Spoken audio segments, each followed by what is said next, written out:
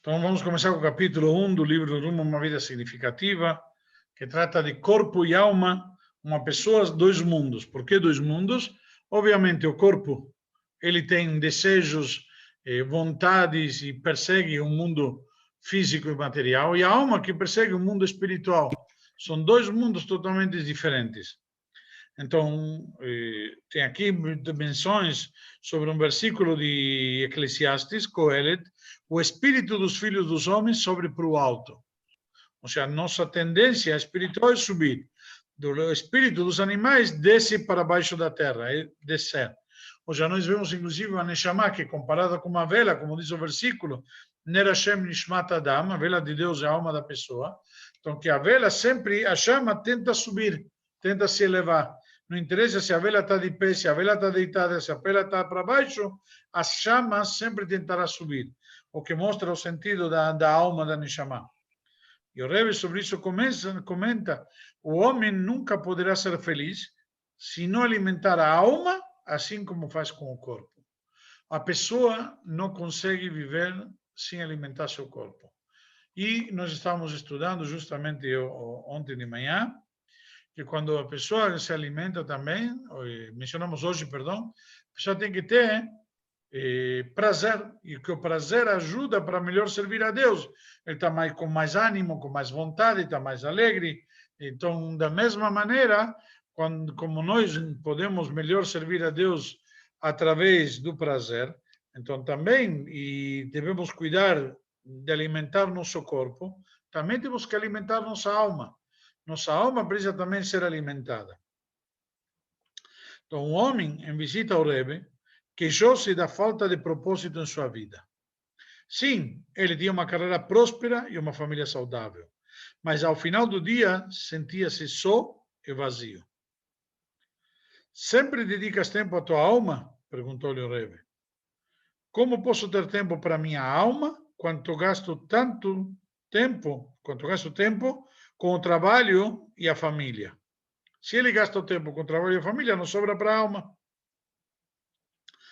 Há um velho dito, respondeu-lhe o Rebbe, de que, quando duas pessoas se encontram, duas almas atuam no mesmo corpo.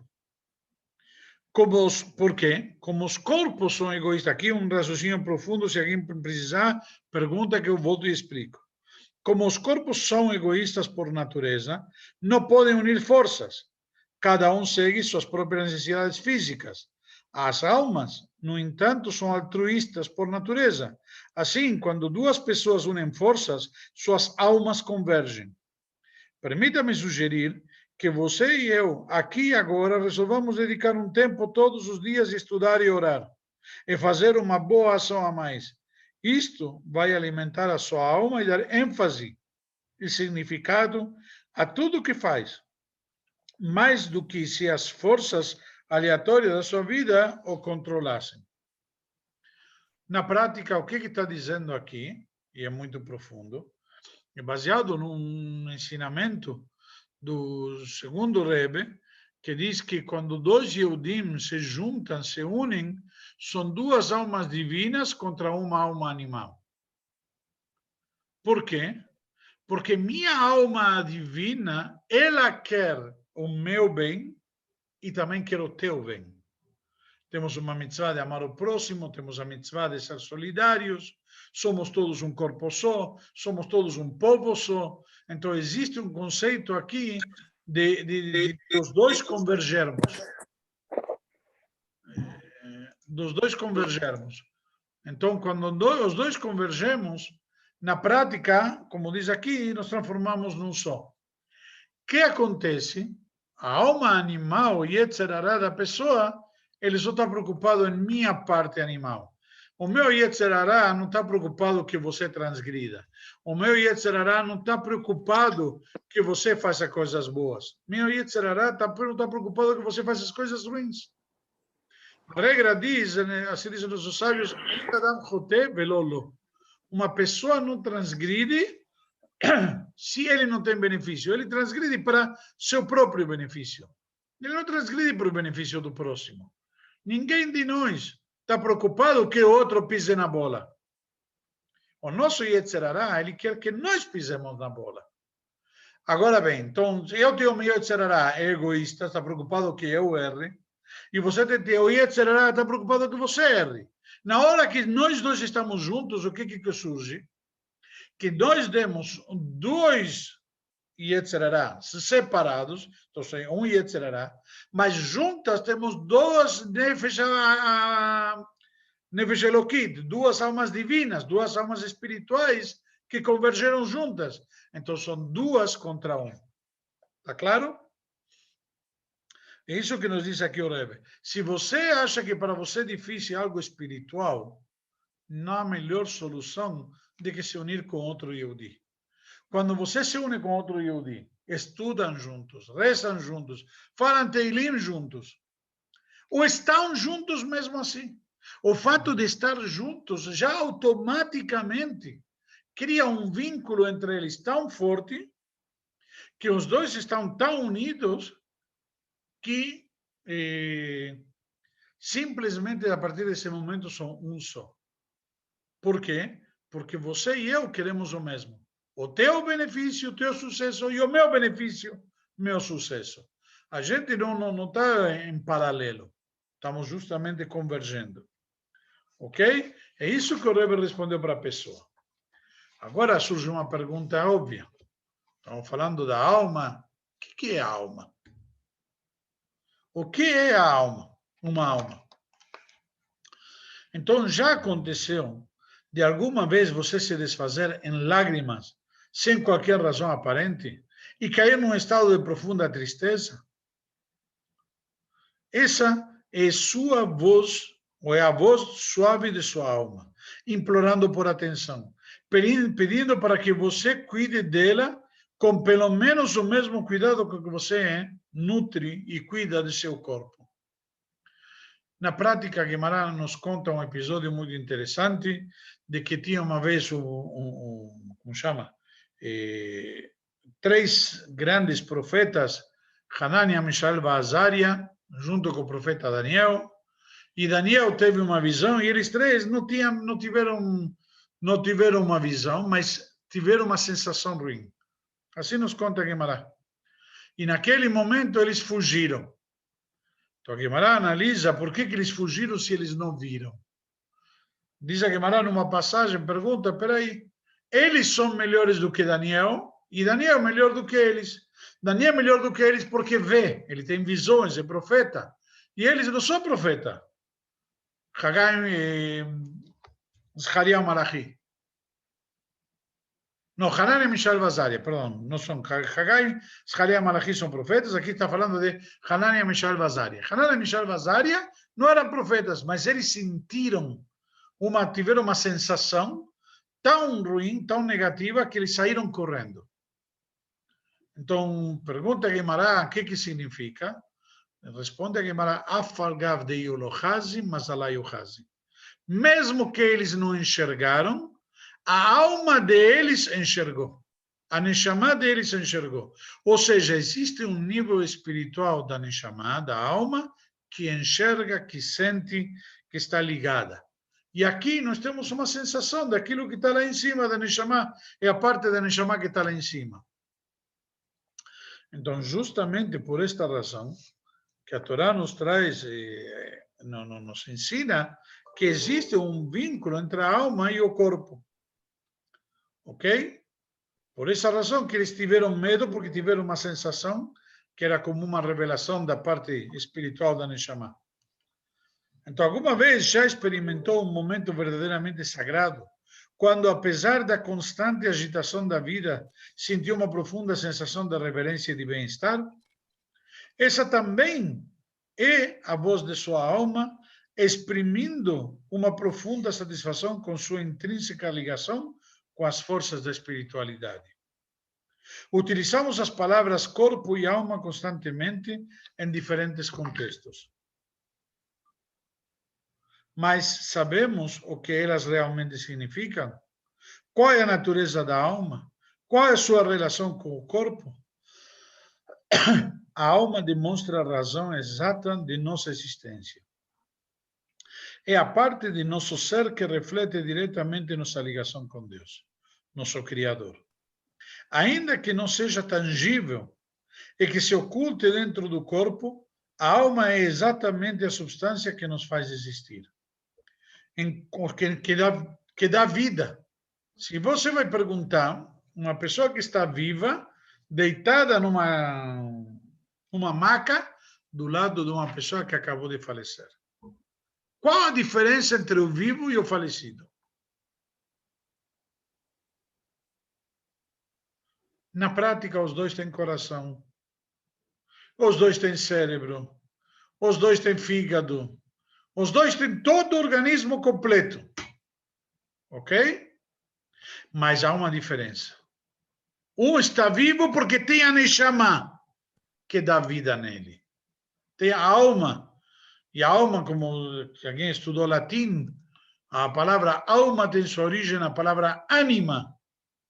Como nós chamamos ser animado ou inanimado. Ou seja, um ser que tem vida ou um ser que não tem vida.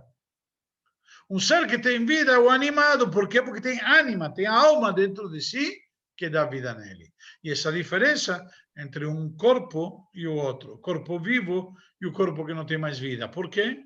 Porque a Neshama partiu dele. Ok?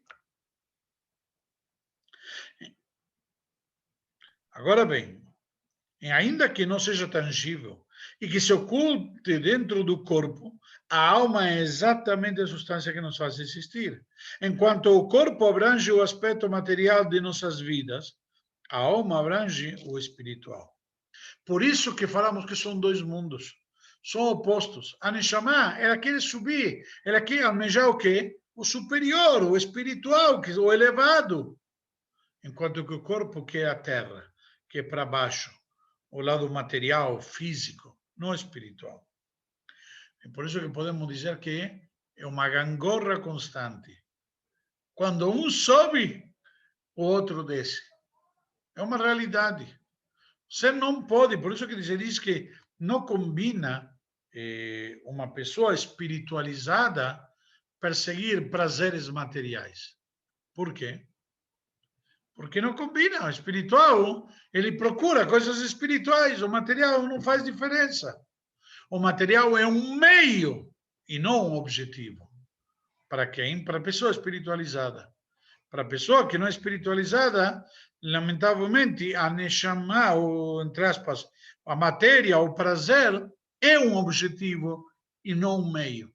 Como falamos agora há pouco, a pessoa, através do estudo da Torá, através do prazer, pode melhor estudar a Torá. Está mais animado, está com mais força, com mais vigor, com mais energia, com mais vontade. Ok? Então, a alma abrange o espiritual. O corpo conduz essencialmente para atender suas necessidades físicas. Isto não indica que o corpo seja mau de forma inerente. Ele não é. Foi criado por Deus e, a princípio, é neutro, com grande potencial para ser.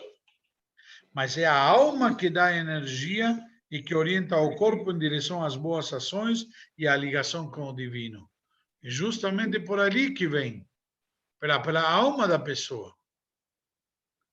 A alma é transcendente por natureza, pois a chama de Deus é a alma do homem, como diz o versículo. Então, se a chama de Deus é a alma do homem, como falamos, sempre tende como uma chama a subir, a se elevar. É justamente esse conceito espiritual que nós estávamos falando agora. Está claro? Portanto, existe uma dicotomia inerente entre a natureza tangível do corpo e a natureza transcendente da alma. Olhe bem de perto para a chama de uma vela e você irá perceber a semelhança com sua alma.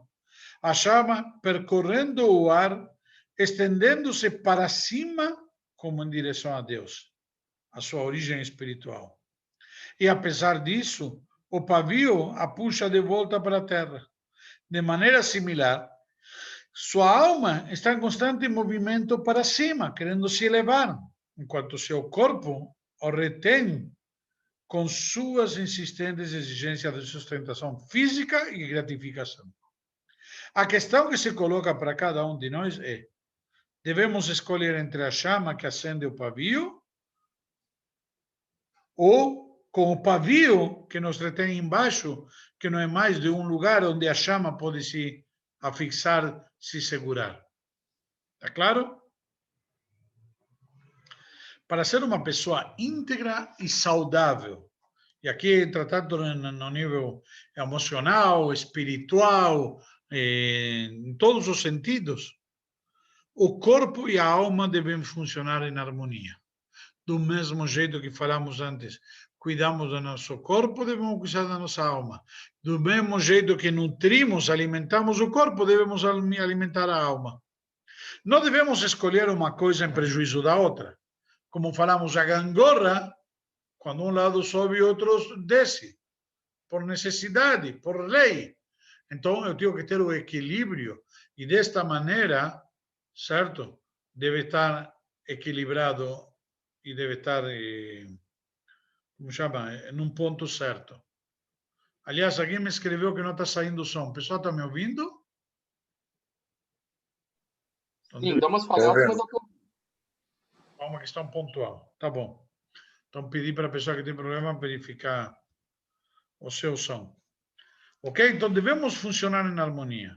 Não devemos escolher uma coisa em prejuízo da outra, indulgência ou abstinência. Precisamos fundir corpo e alma. Já não adianta a gente querer fazer jejum o dia inteiro. Por quê?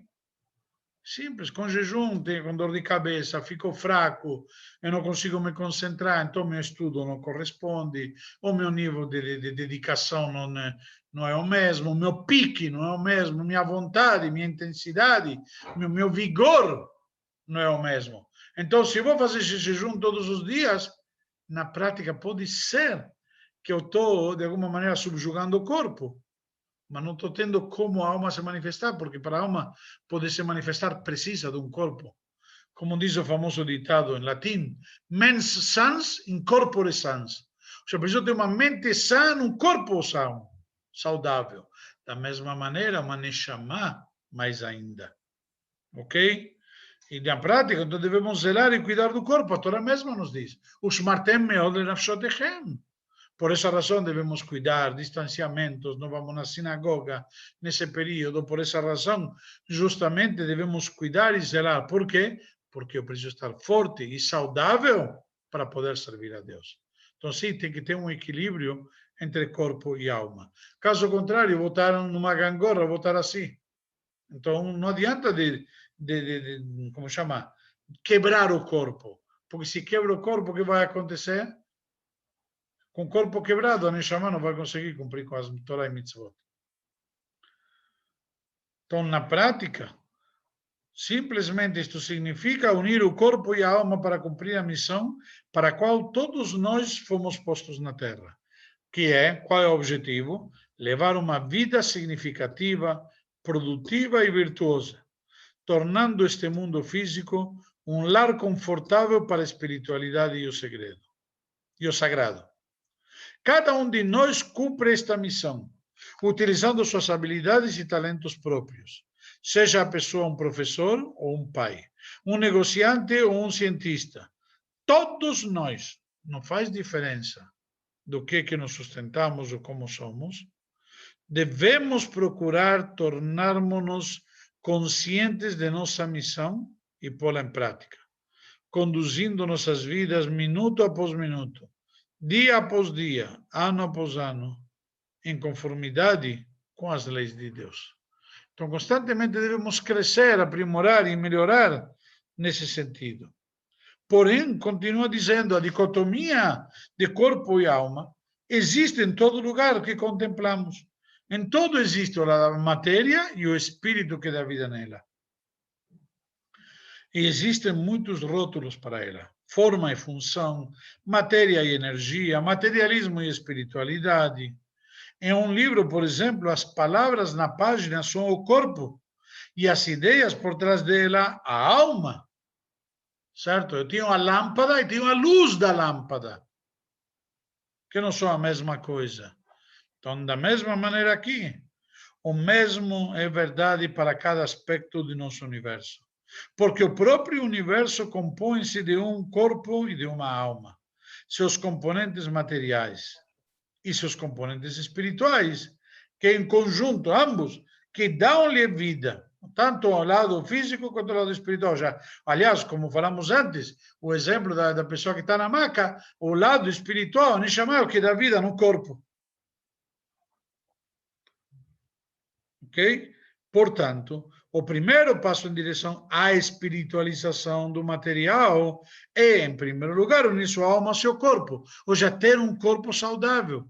Se vocês repararam alguma vez, o Rebbe sempre costumava dar brachá e dizia que a brachá seja begashmiut ou beruchniut, tanto no aspecto material e físico, quanto no aspecto espiritual. Por quê? O Rebbe fazia questão de mencionar primeiro o lado físico e material. A prioridade deveria ser espiritual, mas não tem como ter uma vida saudável no espiritual se não temos uma vida saudável no material. Eu não devo viver para comer, mas sem comer eu não posso viver. Ou seja, na prática, é uma necessidade. Se eu quero poder servir a Deus, eu preciso estar bem alimentado. É simples. Uma boa alimentação é um pré-requisito para poder servir melhor. Vamos lá. Levar uma vida significativa quer dizer ser capaz de penetrar a camada material externa e ligar-se à energia interior. Isto não é uma tarefa fácil, pois o corpo funciona com instrumentos sensoriais: visão, audição, olfato, paladar e tato, os 5 sentidos. Enquanto a alma transporta-se através do suprasensorial, emoções, consciência, inteligência e, mais importante, as forças espirituais subliminares. Se nós vamos ver a energia, a espiritualidade, você não vê em lugar nenhum. Procura no corpo, onde estava Neshama, uma pessoa que faleceu. Não tem vida, acabou.